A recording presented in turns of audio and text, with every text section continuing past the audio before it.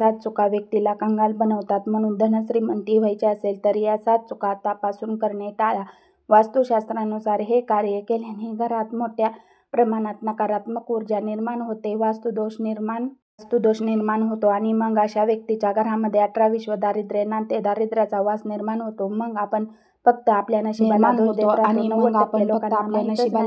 राहतो. 90% लोकांना माहीतच नाही खरे तर प्रत्येकाला यशस्वी व्हायचे असते, मोठे व्हायचे असते. त्यासाठी प्रत्येक जण अगदी मनापासून मेहनत सुद्धा करतो. मात्र बऱ्याचदा आयुष्यभर मेहनत करून सुद्धा, कबाड कष्ट करून सुद्धा एखाद्या व्यक्तीच्या जीवनामध्ये पैसा येत नाही. त्या व्यक्तीवर रुष्ट असते. कारण म्हणजे आपल्या हातून कळत नकळत घडणाऱ्या या 7 चुका, 7 अशा कामे जी आपल्या भाग्यामध्ये दोष उत्पन्न करतात. तर चला जाणून घेऊ या 7 कारणे कोणती आहेत की ज्यामुळे आपल्या घरात गरिबी येते, दारिद्र्य नांदते. आधी तुम्हाला वाटत असेल की माता लक्ष्मीची कृपा आशीर्वाद तुमच्यावर सदैव हवा तर या व्हिडिओला एक लाईक नक्की करा आणि चॅनलवरती नवीन असाल तर सबस्क्राईब करा. माता लक्ष्मीच्या आशीर्वादासाठी हा व्हिडिओ 5 जणांना शेअर करा आणि कमेंटमध्ये जय माता लक्ष्मी नक्की लिहा.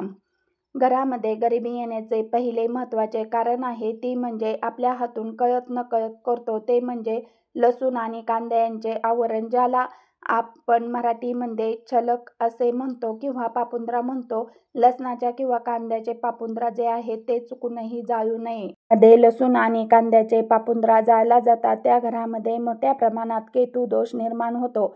लक्षात घ्या, या 2 दोष आहेत लसूण आणि कांदा. या वस्तूचे थेट संबंध केतू ग्रहाशी आहे आणि जेव्हा त्यांचे छिलके आपण जळतो तेव्हा मोठ्या प्रमाणात केतू दोष उत्पन्न होतो, ज्याद्वारे घरात मोठ्या प्रकारच्या समस्या उत्पादन होतात. घरामध्ये पैसा येत नाही, आलेला पैसा टिकत नाही ही एक महत्त्वाची चूक आहे. झाडू कधी खरेदी करावा हे आम्ही यापूर्वी सांगितले आहे. मात्र झाडू कधी खरेदी करू नये हे सुद्धा अत्यंत महत्त्वाचे आहे. आपण आपल्या कामामध्ये कितीही मेहनत करून जर पैसे येत नसेल तर गुरुवारच्या दिवशी चुकूनही झाडू खरेदी करू नये. गुरुवारी हा दिवस भगवान श्री हरी विष्णूंना समर्पित असलेले दिवस आहे.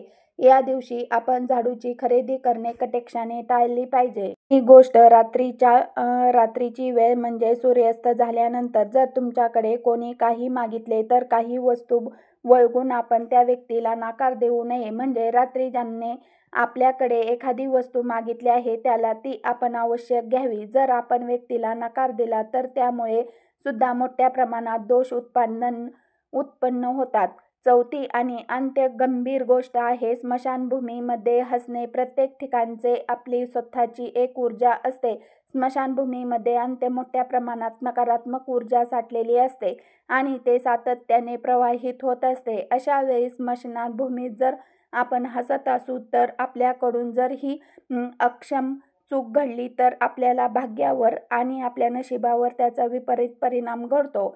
पुढची गोष्ट म्हणजे आपली माता पिता, आपल्यापेक्षा वयाने जे ज्येष्ठ असतील किंवा आपले कोणतेही नातेवाईक असतील अशा लोकांशी चुकीचा व्यवहार करणे, अशा लोकांशी चुकीचे वागणे किंवा त्याचे मन केवळ तुमचे नातेवाईक नाही तर कोणत्याही व्यक्तीचे मन दुखवू नका. तुमच्याकडून ते दुखवले गेले असेल तर त्यांचे ताबडतोब माफी मागा. अशा प्रकारे दुखवली गेलेली मन हे आपल्याला मनातल्या मनात शिव्या शाप देत असतात.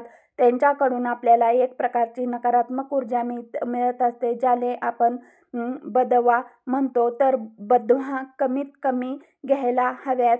हे एक वेळ ठीक आहे, मात्र जेव्हा तुमच्या नात्यातील लोक तुम्हाला बदवा देत असतील तर त्याचा प्रभाव, थेट परिणाम हा तुमच्या नशिबावर मोठ्या प्रमाणात होतो आणि म्हणून आपल्या नातेवाईकांचे किंवा इतर लोकांशी चुकीचे व्यवहार करू नका, चुकीचं वागू नका. मध्ये तुम्हाला हे सर्व जण मदत तर करतीलच आणि त्यामुळे तुमचे भाग्य हे नक्की उज्ज्वल होईल. जर तुमच्या घरामध्ये कितीही प्रयत्न करून घरातील गरिबी जाण्याचे नाव घेत नसेल तर घरात कर्त्या पुरुषाने आपले केस आहे ते केस 40 दिवसापेक्षा जास्त दिवस रोखू नका. 40 दिवसाच्या आत आपली केस आपण कट करायला हवेत, केस कापायला हवे. 40 दिवसापेक्षा जास्त दिवस जर आपण केस रोखून ठेवत असू शकते तर केस कापत नसे तर घरामध्ये गरिबी येते. अनेक जणांना घरामध्ये खराब झालेल्या वस्तू, तुटलेल्या फुटलेल्या वस्तू ठेवण्याची सवय असते. मुलांची खेळणी असतात खराब झालेले तर सुद्धा किती ठिकाणी पडलेले असतात. या खराब झालेल्या वस्तू किंवा तुमच्या माळ्यावर तुमच्या वस्तू पडलेल्या आहेत, ती वर्षानुवर्ष तसेच पडून आहेत. वस्तू मोठ्या प्रमाणात निगेटिव्ह क्रिएट करतात, नकारात्मक निर्माण करतात आणि म्हणून या वस्तू जितक्या लवकर शक्य होईल तितक्या लवकर आपण हटवायला हव्यात. खूप जास्त दिवस कचरा साठवला आणि कचरा खूप जास्त दिवस त्या ठिकाणी पडून असेल म्हणजे तुम्ही 2-3 दिवस तो कचरा तसाच ठेवत असाल आणि हा कचरा मुख्य प्रवेशद्वारा अगदी जवळ असेल, त्यामुळे सुद्धा घरात लक्ष्मीचे आगमन होत नाही. म्हणून कचऱ्याचा डब्बा मुख्य दरवाजापासून थोडा दूर असायला हवा. तसेच तुटलेल्या वस्तू या आपण बाहेर फेकून घ्यायला हव्यात. कचरा जास्त दिवस साठवू नये. पुढची गोष्ट म्हणजे तुटलेले फुटलेल्या साहित्याचा वापर करणे. जी वस्तू तुटलेली आहे ती वस्तू तुम्ही अजूनही वापरत आहे तर त्या वस्तूचा निगेटिव्ह परिणाम हा तुमच्या मनावर होत असतो, तुमच्या शरीरावर होत असतो. तुम्हाला या गोष्टी जाणवत नाही कारण या गोष्टी सूक्ष्म स्तरावर घडत असतात आणि आपल्याला या गोष्टी समजवल्याने आपण आपल्या नशिबाला दोष देत राहतो. म्हणून तुटलेले फुटलेले साहित्य वापरणे आजच बंद करा. उदाहरणार्थ तुमच्या मोबाईलवर जर फुटलेले असेल, त्यांना स्क्रीनला तडा गेलेला असेल तर मोबाईलला सातत्याने घाट देत असतो. चहाच्या कपाचा दांडा तुटलेला असेल आणि तो तसाच वापरणे, घरातील डबे चिरलेले असणे, त्याचा वापर करत असाल राहणे, गळत असलेला दिवा, घरात ग्लास, जेवणाचे ताट चिरा गेलेले असणे याचे आपल्यावर जीवनावर वाईट प्रभाव पडतो. तुम्ही त्याचा अनुभव घेऊन पहा. वस्तू वापरत राहिल्याने 100% तोटा होतो. पाहूया वस्त्र परिधान करताना डाव्या हाताचा किंवा उजव्या पायाचा वापर करणे. डाव्या पायाचा वापर, तुम्ही जे काही वस्तू परिधान करता ते परिधान करताना नेहमी उजव्या हाताचा किंवा पायाचा वापर करावा. डाव्या हाताने किंवा पायाने हे वस्त्र परिधान करू नये. चप्पल घालताना सुद्धा अगदी असेच गोष्ट लक्षात ठेवायला हवी. डावा असो किंवा उजवा, दोन्ही हात दोन्हीही पाय महत्त्वाच्या आहेत. मात्र आपल्या धर्मशास्त्रानुसार जी उजवी बाजू असते ती कधीही चांगली असते. उजव्या बाजूचे एक स्वतःचे महत्त्व आहे. तसेच तुटलेल्या कंगव्याने केस कधीच विंचरू नये सुद्धा एक महत्त्वाची बाब आहे, ज्यामुळे आपल्या घरात गरिबी येते. जर कंगवा तुटलेला असेल, त्याचे दात पडलेले असतील तर तो कंगवा ताबडतोब बदलायला चांगले. 5-10 रुपयाची वस्तू असते, मात्र 5-10 रुपयाच्या वस्तूचे लोभापायी आपण आपल्या जीवनामध्ये नकारात्मक निर्माण करतो. म्हणून ही गोष्ट लक्षात ठेवणे सुद्धा गरजेचे आहे. साठी तुम्ही काही उपाय करू शकता. यामुळे घरात पैशाची कृपा होते, सुख समृद्धी येते. याशिवाय तुमचे मानसिक त्रास दूर होईल. आपल्या सर्वांना नेहमी असे प्रश्न पडत असतात की घरामध्ये लक्ष्मी सदैव स्थिर राहण्यासाठी आपण असे काय करावे की जेणेकरून आपल्या घरात आता लक्ष्मी स्थिर होईल. आपण खूप कामे करतो आणि तसा पैसाही आपल्या घरात येत असतो, पण तो पैसा स्थिर राहत नाही. लक्ष्मी घरात येण्या अगोदरच तेथेच जाण्याचा मार्ग ठरलेला असतात. आज आपण आपल्या घरात आलेला लक्ष्मी कशी टिकून राहील किंवा लक्ष्मी प्राप्ती कशी होईल याविषयी थोडी माहिती आणि उपाय पाहणार आहोत. तर चला पाहूया की उपाय.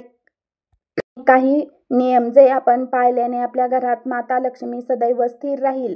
शुक्रवार हा वार महालक्ष्मीचा समर्पित आहे. या दिवशी केलेले काही उपाय तुमच्या घरात धनाची कृपा आणते. जे लोक आर्थिक समस्यांना खूप त्रस्त आहेत किंवा ज्याची आर्थिक स्थिती चांगली नाही, अशा लोकांनी शुक्रवार काही उपाय करावेत. या उपायामुळे अनेक अडचणींचे समाधान मिळते. वास्तविक शुक्रवारचे हे उपाय तुमची आर्थिक स्थिती सुधारण्यासाठी आणि तुमचे आर्थिक नुकसान कमी करण्यासाठी उपयुक्त ठरू शकतात. तर चला जाणून घेऊया शुक्रवारी लक्ष्मी प्राप्तीचे कोणते साधे सोपे उपाय करावेत. शुक्रवारी लक्ष्मी प्राप्तीसाठी हे उपाय करू शकता.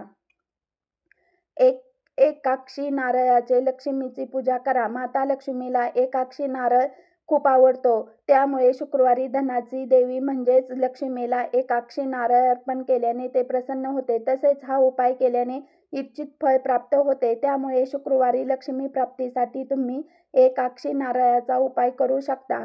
शुक्रवारी संध्याकाळी अष्टलक्ष्मी स्तोत्राचे पठण करा. शुक्रवारी संध्याकाळी अष्टलक्ष्मी स्तोत्राचे पठण करावे. हे एक अतिशय जुदाई स्तोत्र आहेत. याचे पठण केल्याने घरात आनंदी समृद्धी येते आणि जीवनातील आर्थिक समस्या दूर होतात. या स्तोत्रामुळे संकट दूर होऊन धनप्राप्ती होण्याची मदत होती. रोज अष्टलक्ष्मी स्तोत्राचे पठण केल्याने देवी लक्ष्मीचे अपार कृपा प्राप्त होते. श्रीयंत्राची पूजा करावी. शुक्रवारी मध्यरात्री श्रीयंत्राची पूजा करून तुम्ही लक्ष्मीची प्राप्ती करू शकता. यावेळी तुपाचे 8 दिवे लावावे, गुलाबाचे सुगंधी अगरबत्ती जाळावी आणि मखाण्याची खीर अर्पण करावी. तसेच कनधारा स्तोत्राचे पठण करा आणि देवी लक्ष्मीला गुलाबी फूल अर्पण करा. शुक्रवारी श्रीयंत्राची पूजा करून हे उपाय करावे. आपण घरामध्ये झाडण्यासाठी जो झाडू वापरतो तो उभा ठेवायचा नसतो. झाडू आडवा करून ठेवायचा आणि तो आडवा ठेवताना झाडूची तोंड दक्षिण दिशेस नसावे. झाडू हे लक्ष्मीचे प्रतीक आहे, म्हणून हे काळजी घेणे गरजेचे आहे. झाडू नेहमी शनिवारी खरेदी करावा. जुना झाडू गुरुवारच्या दिवशी कधी फेकून देऊ नये. तो सुद्धा शनिवारची बदलावा. झाडू कोणाला दिसणार नाही असा ठेवावा. घरात जर मीठ सांडले तर ते मीठ कोणाच्याही पायाखाली येऊन देऊ नये. ते स्वच्छ भरून पाण्यात टाकून घ्यावे, कारण मीठ समुद्रात असते. लक्ष्मी माता हे समुद्रकन्या आहे. मिठाला लक्ष्मीचा भाऊ मानला जातो. लक्ष्मी माता आणि मिठाचे खूप जवळचे संबंध आहेत. त्यामुळे मीठ कधीही पायाखाली येईल असे ठेवू नका किंवा खाली पडून देऊ नका. मी येण्याची वेळ असते. घरातून लक्ष्मी पैसे बाहेर जाऊन देऊ नये. त्याचप्रमाणे दही, ताक, लोणी, दूध या वस्तू गायीपासून प्राप्त होतात. गायी हे लक्ष्मी आहे, म्हणून या देखील वस्तू कोणाला सायंकाळी देऊ नये. सूर्य मावळल्यानंतर घरातील कचरा, भाजीपाला व इतर वस्तू उकिरड्यावर किंवा कचरा पेटीत टाकू नयेत. बंद घड्याळ घरात लावू नये, कारण त्याने आपली प्रगती थांबते. लक्ष्मी माता सदैव स्थिर राहण्यासाठी उपाय. रोज सकाळी फरशी साफ करताना पाण्यात थोडे खाडे मीठ, हळद, गोमूत्र आणि थोडा कापूर टाकावा. हे पाणी तयार करून मग फरशी साफ करावी. असे केल्याने घरात निगेटिव्हिटी दूर होती. त्यामुळे माता लक्ष्मी आपल्या घरात विराजमान होती. घराच्या मुख्य दरवाजाचा उंबरा किंवा दरवाजा रोज सकाळी स्वच्छ पुसून घ्या आणि त्याची पूजा करावी. असे केल्याने लक्ष्मी माता प्रसन्न होते. आपल्या घरातील देवघर नेहमी घराच्या ईशान्य कोपऱ्यात असावे. ही दिशा हलकी ठेवावी, म्हणजेच या दिशेला अवघड वस्तू ठेवू नयेत. घरामध्ये तुटलेल्या वस्तू किंवा फाटलेले कपडे ठेवू नये. हे कपडे जाळून टाकावे. असे केल्याने घरातील निगेटिव्ह नकारात्मक दूर होण्यास मदत होते. प्रत्येक अमावास्येला माता लक्ष्मी तांदळाची खीर नैवेद्य म्हणून दाखवावी. असे केल्याने माता लक्ष्मी प्रसन्न होती. त्याचप्रमाणे प्रत्येक अमावास्येला दूध किंवा दुधापासून बनवलेले कोणतेही पदार्थ दान करावे, कारण असे म्हणतात की दुधापासून बनवलेली खीर दान केल्याने आपले पित्रे म्हणजे आपले पूर्वजे देखील तृप्त होतात आणि त्यामुळे आपल्याला लक्ष्मी प्राप्तीसाठी जे अडथळे येतात त्याचे मार्ग मोकळे होतात. महादेवाच्या पिंडीवर उसाच्या रसाने अभिषेक करावा. असे केल्याने घरात माता लक्ष्मी स्थिर राहते आणि आपल्यावर प्रसन्न होते. प्रसन्न करण्याचा हा सर्वात सोपा उपाय आहे असे सांगितले जाते. लक्ष्मी देवीचा आशीर्वाद मिळवण्यासाठी तुम्ही शुक्रवारी उपवास करू शकता. तसेच खीर बनवा आणि ती देवी लक्ष्मीला अर्पण करा आणि नंतर ती 6 वर्षापेक्षा कमी वयाच्या मुलींना प्रसाद म्हणून वितरित करा. यानंतर तुम्ही त्यांना फळे दान करू शकता. हा उपाय तुम्ही सलग 21 शुक्रवार करू शकता. असे केल्याने तुमचे सर्व मनोकामना पूर्ण होतात. कर्जातून मुक्ती मिळते असे मानले जाते. शुक्रवारी लक्ष्मी देवीचा आशीर्वाद मिळवण्यासाठी लक्ष्मीची पूजा करताना सौभाग्याच्या वस्तू सोबत ठेवाव्या आणि मग ते वैवाहित महिलांना द्यावे. तसे केल्याने सौभाग्य आणि आरोग्य लाभते असे मानले जाते. तसेच घरात कधीही आर्थिक आणि अन्नाची कमतरता भासत नाही. आपण आपल्या हाताची किंवा पायाची नखे नेहमी मंगळवारीच काढावेत. श्रीयंत्राची स्थापना का करावी? आपल्या घरातील देवघरामध्ये श्रीयंत्राची स्थापना करावी आणि त्यांचे नियमित पूजा देखील करावे. श्रीयंत्रामध्ये अष्टलक्ष्मीचा आशीर्वाद असतो. असे म्हणतात की श्रीयंत्र माता लक्ष्मी आणि भगवान विष्णू यांचे आसन आहे आणि माता लक्ष्मी व भगवान विष्णू आपले आसन सोडून कधीच कुठे जात नाहीत. त्यामुळे आपण आपल्या घरात श्रीयंत्राची स्थापना केली तर भगवान विष्णू आणि माता लक्ष्मी सदैव आपल्या घरात स्थिर राहतील. त्याचा आशीर्वाद आपल्यावर राहील. आपल्या देवघरात आणि पूजेमध्ये माता लक्ष्मीचे आसनस्थान असलेले फोटो असावे अथवा मूर्ती असावी. पितळेची किंवा चांदीची मूर्ती असावी आपल्या घरातील स्त्रीरूपी लक्ष्मीचा आदर करावा. मग ती आपली आई, बहीण, बायको, मुलगी कोणीही असू शकते. घरातील स्त्री जर आनंदी असेल तर आपल्या घरात सकारात्मकता राहते. या सर्व उपायाबरोबर 108 वेळा लक्ष्मी मातेच्या बीज मंत्राचा जप देखील आपल्याला करायचा आहे. दर शुक्रवारी फक्त एवढेच करा. लक्ष्मी कृपेने सर्व अडथळे झटपट दूर होतील. शुक्रवारी लक्ष्मीच्या देवीला प्रसन्न करण्यासाठी प्रथम लक्ष्मीची पूजा करा आणि त्यानंतर लक्ष्मी स्तोत्र, श्रीसूक्त किंवा कनकाधार स्तोत्राचे पठण करा. धनसंचय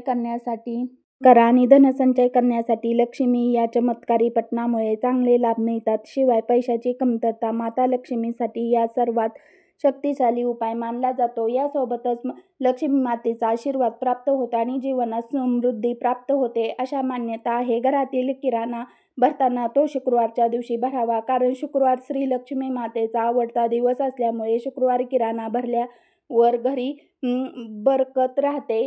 सुख समृद्धीसाठी शुक्रवारी लक्ष्मी देवीची पूजेमध्ये कमळ किंवा गुलाबाचे फूल अर्पण करावे. हे फूल लक्ष्मीला खूप प्रिय आहेत आणि लक्ष्मी स्वतःच्या कमळाच्या फुलावर विराजमान आहे. शुक्रवारी लक्ष्मीची पूजा करताना हातात कमळ किंवा गुलाबाचे फूल ठेवा आणि लक्ष्मीच्या चरणी अर्पण करा. असे केल्याने घरामध्ये सुख समृद्धी नांदेल आणि प्रगतीचा मार्ग सुखकर होतो अशी मान्यता आहे. लक्ष्मीची पूजा करताना हे लक्षात ठेवा की प्रथम तुम्ही 4 कापूर आणि 2 लवंगा घ्या. यानंतर 4ही कापूर जाळा, त्यावर लवंगा टाकून माता लक्ष्मीची आरती करावी. असे केल्याने लक्ष्मीची कृपा प्राप्त होते आणि घरातील नकारात्मक शक्ती नष्ट होतात. अशा प्रकारे उपाय केल्याने आणि काही नियम पाळल्याने माता लक्ष्मी आपल्या घरात सदैव वास करते व लक्ष्मी मातेची कृपा आपल्यावर होते. त्याचप्रमाणे आपले आर्थिक अडचणी देखील हळूहळू दूर होण्याची मदत होते. हा माहितीपूर्ण व्हिडिओला तुम्हाला उपयुक्त वाटत असेल तर व्हिडिओला एक लाईक नक्की करा आणि चॅनलला सबस्क्राईब करून आम्हाला प्रोत्साहित करा. तसेच हा व्हिडिओ संपूर्ण पाहिल्याबद्दल आपणा सर्वांचे मनापासून आभार. धन्यवाद. श्री स्वामी समर्थ. जय श्री राम, जय श्री हनुमान, जय श्री कृष्ण.